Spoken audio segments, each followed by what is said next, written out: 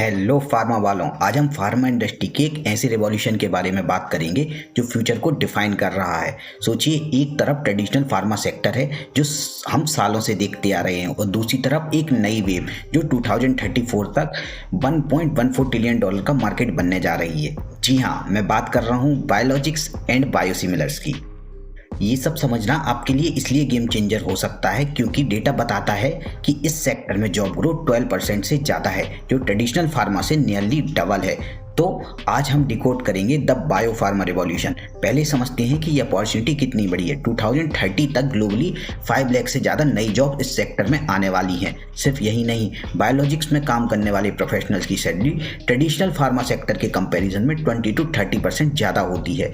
इतनी high demand को देखते हुए अभी रिसेंटली 2026 के बजट में इंडियन गवर्नमेंट ने बायो फार्मा शक्ति में 10,000 करोड़ का इन्वेस्टमेंट का डिसाइड किया है ताकि बायो फार्मा इकोसिस्टम इंडिया में और तेजी से डेवलप हो सके। To develop India as a global biopharma manufacturing hub, I propose the Biopharma Shakti with an outlay of 10,000 crores over the next 5 years. This will build the ecosystem for domestic production of biologics and biosimilars.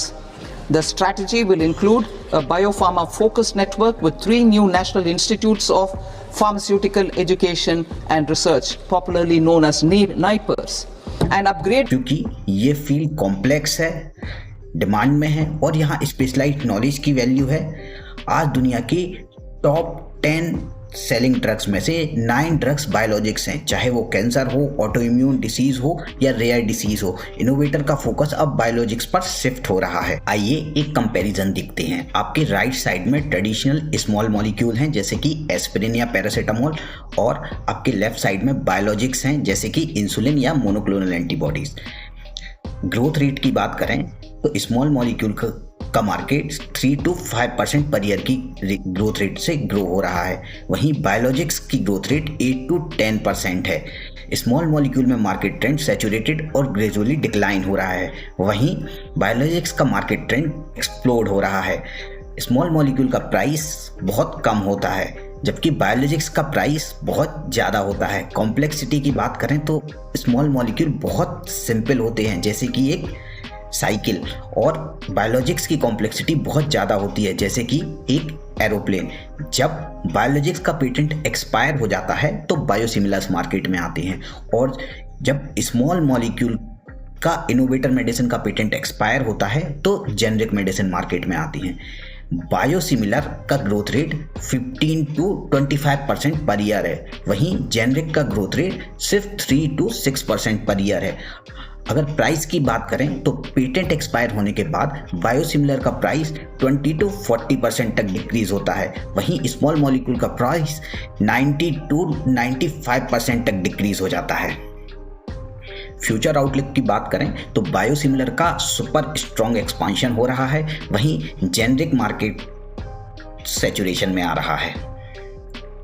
आप सोच रहे होंगे biologics industry आखिर इतना boom क्यों कर रही है? Because industries values shifted from high volume to high impact and high price therapy. मतलब biologics molecule superior therapeutic advantage provide करता है और कंपनीज को लॉन्गर मार्केट एक्सक्लूसिविटी मिलती है, एंड कंपटीशन के लिए बैरियर भी बहुत कम होता है क्योंकि बायोसिमिलर बनाना भी बहुत टफ और पैसे वाला काम होता है। कौन कौन से इंजन्स हैं जो इसको डेराइव कर रहे हैं? जैसे क्रॉनिक डिसीज मार्केट में बढ़ रही हैं, पेटेंट एक्सपायर हो रहे हैं जिसको हम पेटेंट क्लिफ बोलते हैं, गवर्नमेंट भी बहुत सारे इंसेंटिव्स दे रही है इस इकोसिस्टम को डेवलप करने के लिए।